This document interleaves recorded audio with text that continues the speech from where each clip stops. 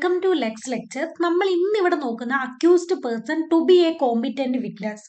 ഒരു accused person ഒരു competent witness ആവാൻ വേണ്ടി സാധിക്കുമോ? എന്താണ് നിങ്ങളുടെ ഒരു ഉത്തരം ഈ ചോദ്യത്തിന്? ആ ചോദ്യത്തിനുള്ള ഉത്തരവായിട്ടാണ് നമ്മുടെ സെക്ഷൻ 353 ഓഫ് ദ സംഹിത വരുന്നത്. By virtue of section 353 of the Sanhita, an accused person can be a competent witness for the defense and may give evidence on oath in disproof of the charges made against him or any co-accused at the same trial. ഇപ്പം നമ്മൾ section 353 of the സംഹിത പ്രകാരം ഒരു accused person ഡിഫൻസിന്റെ ഭാഗത്തു നിന്നുള്ള ഒരു competent witness ആവാൻ വേണ്ടി സാധിക്കും. അതുപോലെ തന്നെ ആ അക്യൂസ്ഡ് പേഴ്സണെതിരെ ആയിട്ടുള്ള ചാർജസ് അല്ലെങ്കിൽ ആ സെയിം ട്രയലിൽ ഇൻവോൾവ്ഡ് ആയിട്ടുള്ള കോ-അക്യൂസ്ഡിന് എതിരെ ആയിട്ടുള്ള ചാർജസ് ഡിസ്പ്രൂഫ് ചെയ്യാൻ വേണ്ടി ഈ അക്യൂസ്ഡ് പേഴ്സണ് എവിഡൻസ് നൽകാനും സാധിക്കും എന്നാണ് സെക്ഷൻ 353 ഓഫ് ദ സംഹിത പറയുന്നത്. അതുപോലെ തന്നെ നമ്മുടെ ആ ഒരു അക്യൂസ്ഡ് പേഴ്സണെ ഒരു വിറ്റ്നസ് ആയിട്ട് വിളിക്കണമെങ്കിൽ അദ്ദേഹം ഒരു റിക്വസ്റ്റ് റൈറ്റിംഗിൽ കൊടുക്കണം. അദ്ദേഹം തന്നെ ഒരു വിറ്റ്നസ് ആയിട്ട് കാണണമെന്നും പറഞ്ഞുകൊണ്ട് ഒരു റിക്വസ്റ്റ് റൈറ്റിംഗിൽ കൊടുക്കാതെ അദ്ദേഹത്തിന് ഒരു വിറ്റ്നസ് ആയിട്ട് വിളിക്കാൻ വേണ്ടി പറ്റത്തില്ല. അതുപോലെ തന്നെ ഇപ്പോൾ ഒരുപക്ഷെ നമ്മുടെ ഈ അക്യൂസ്ഡ് പേഴ്സൺ ആണെങ്കിൽ എവിഡൻസ് നൽകുന്നില്ല.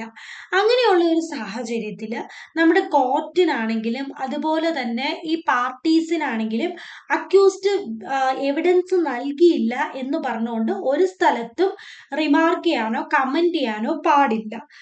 അതുപോലെ തന്നെ നമ്മുടെ ഇപ്പൊ അക്യൂസ്ഡ് പേഴ്സൺ ആണെങ്കിൽ എവിഡൻസ് നൽകിയില്ല എന്നും പറഞ്ഞുകൊണ്ട് അക്യൂസ്ഡ് പേഴ്സണെതിരെയായിട്ട് അല്ലെങ്കിൽ ആ സെയിം ട്രയലിൽ ഇൻവോൾവ്ഡ് ആയിട്ടുള്ള കോ-അക്യൂസ്ഡിന് എതിരെയായിട്ട് ഒരു കാര്യവും നമുക്ക് അസ്യൂം ചെയ്തെടുക്കാൻ പറ്റത്തില്ല. That means accused person evidence തന്നില്ല, അതിന് കാരണം ഇതായിരിക്കും അതായിരിക്കും എന്ന് പറഞ്ഞ് പ്രിസ്യൂം ചെയ്യാൻ വേണ്ടി പറ്റത്തില്ല. അപ്പൊ നമുക്കൊരു കേസ് ലോ നോക്കാം.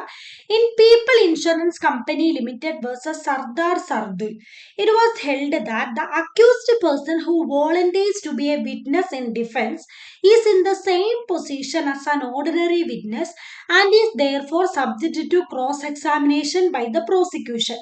അപ്പൊ നമ്മൾ ഇവിടെ 353 ഓഫ് ദ സംഹിത പ്രകാരം ഒരു അക്യൂസ്ഡ് പേഴ്സൺ ആണെങ്കിൽ വോളണ്ടറിലി എന്താണ് ഒരു കോമ്പിറ്റന്റ് വിറ്റ്നസ് ആവാൻ വേണ്ടി സാധിക്കും. അങ്ങനെ ഒരു കോമ്പിറ്റന്റ് വിറ്റ്നസ് ഒരു അക്യൂസ്ഡ് പേഴ്സൺ ആയിക്കഴിഞ്ഞാൽ ആ കോമ്പിറ്റന്റ് വിറ്റ്നസ് എന്ന് പറയുന്ന ഒരു ഓർഡിനറി വിറ്റ്നസിന്റെ അതേ പൊസിഷനിലായിരിക്കും. അതുപോലെ തന്നെ പ്രോസിക്യൂഷന് ക്രോസ് എക്സാമിൻ ചെയ്യാൻ വേണ്ടി സാധിക്കും. അപ്പൊ ഇതിനകത്ത് കോർട്ട് ഹെൽഡ് ചെയ്ത് ഇതേ ഉള്ളൂ, നമ്മുടെ ഒരു അക്യൂസ്ഡ് പേഴ്സൺ കോമ്പിറ്റന്റ് വിറ്റ്നസ് ആവുകയാണെങ്കിൽ ഒരു ഓർഡിനറി വിറ്റ്നസിന്റെ പൊസിഷനിലായിരിക്കും ആ അക്യൂസ്ഡ് പേഴ്സൺ.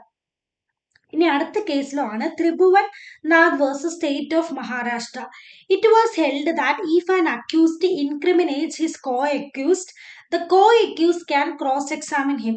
ഇപ്പോൾ ഒരു അക്യൂസ്ഡ് പേഴ്സൺ ആണെങ്കിൽ അദ്ദേഹത്തിന്റെ കോ-അക്യൂസ്ഡ് തെറ്റ് ചെയ്തു എന്ന് കാണിക്കുകയാണെങ്കിൽ നമ്മുടെ കോ-അക്യൂസ്ഡിനാണെങ്കിൽ ഈ അക്യൂസ്ഡ് പേഴ്സണെ എക്സാമിൻ ചെയ്യാൻ സാധിക്കും എന്നാണ് ഈ കേസിൻ്റെ അകത്ത് കോർട്ട് ഹെൽഡ് ചെയ്തിരിക്കുന്നത്.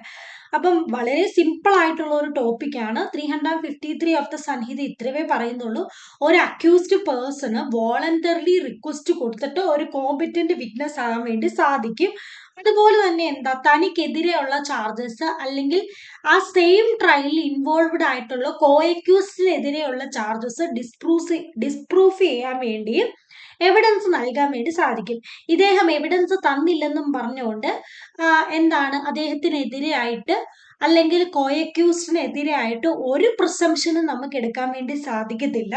അതുപോലെ ഇദ്ദേഹം എവിഡൻസ് തന്നില്ല എന്നുള്ള ഒരു കാര്യം ഒരു പാർട്ടീസും അല്ലെങ്കിൽ കോർട്ടും ഒരു കമന്റിന്റെ അകത്തും ഒരു സബ്ജക്റ്റ് ആക്കാൻ വേണ്ടി സാധിക്കത്തില്ല. അപ്പോൾ വളരെ സിമ്പിൾ ആയിട്ടുള്ള ടോപ്പിക്കാണ്. ഈ വീഡിയോ നിങ്ങൾക്ക് യൂസ്ഫുൾ ആയിട്ടുണ്ടെങ്കിൽ ഉറപ്പായിട്ടും ലൈക്ക് ചെയ്ത് സപ്പോർട്ട് ചെയ്യുക. പുതിയ BNSS റിലേറ്റഡ് വീഡിയോസിനായിട്ട് സബ്സ്ക്രൈബ് ചെയ്യുക. Thank you for watching.